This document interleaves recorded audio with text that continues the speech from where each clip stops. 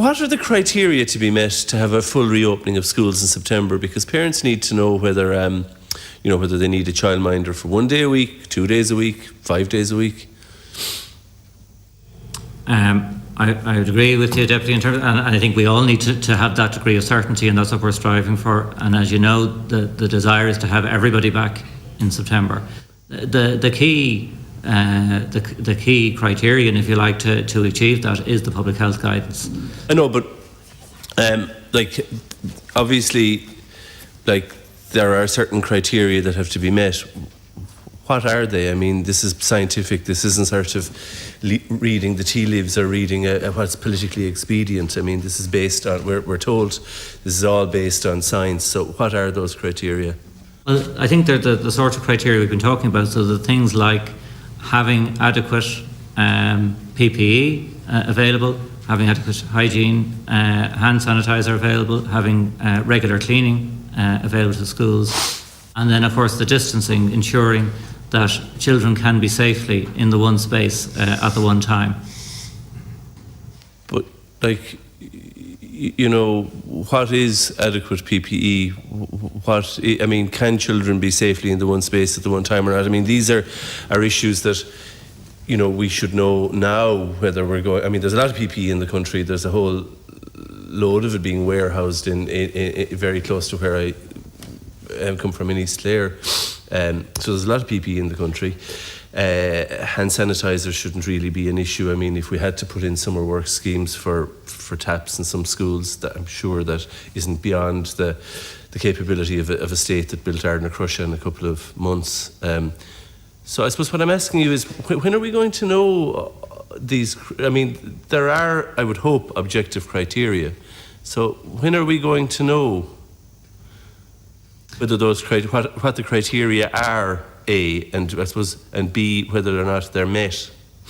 I think in terms of the criteria, that has to be guided by the expert advice that we get. Yeah, but presumably they've given that advice. You've sought that advice, and they've given that advice already. We've sought advice, and they've given us interim recommendations at this stage. So we've received those at this point. But all that can say is what the current position is. So the advice reflects where the disease is currently at this stage in the country. It can't predict what it will be like in 2 months' time.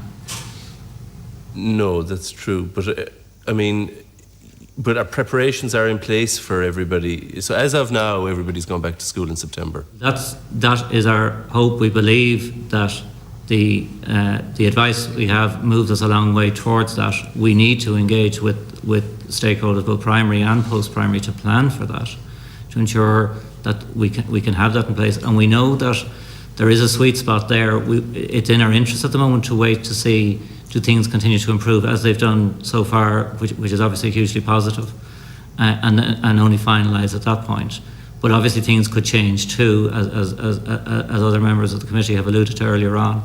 So we need to give it some bit of additional time to see, so that what we're saying in the advice for September is as accurate as it can possibly be.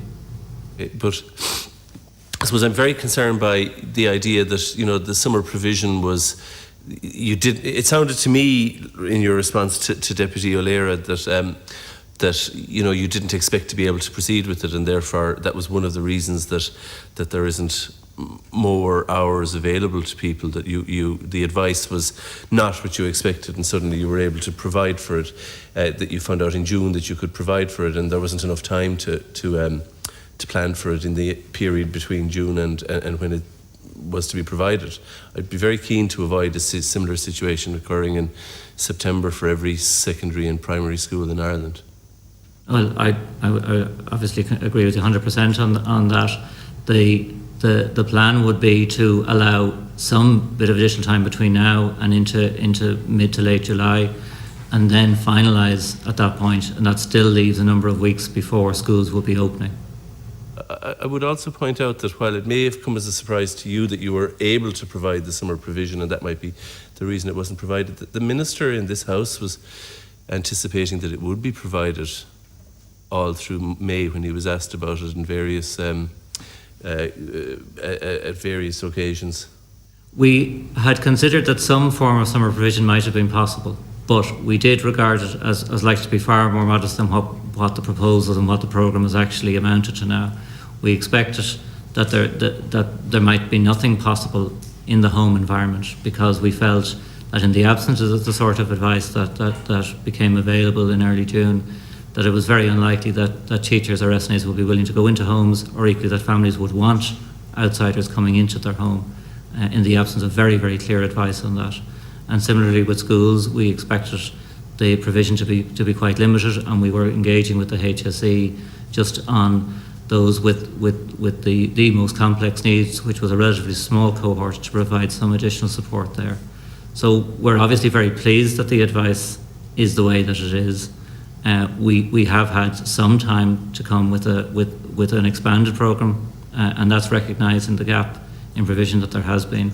And we do believe from the response that we've got that we will have a good programme there, both on the home and on the school-based aspects of it.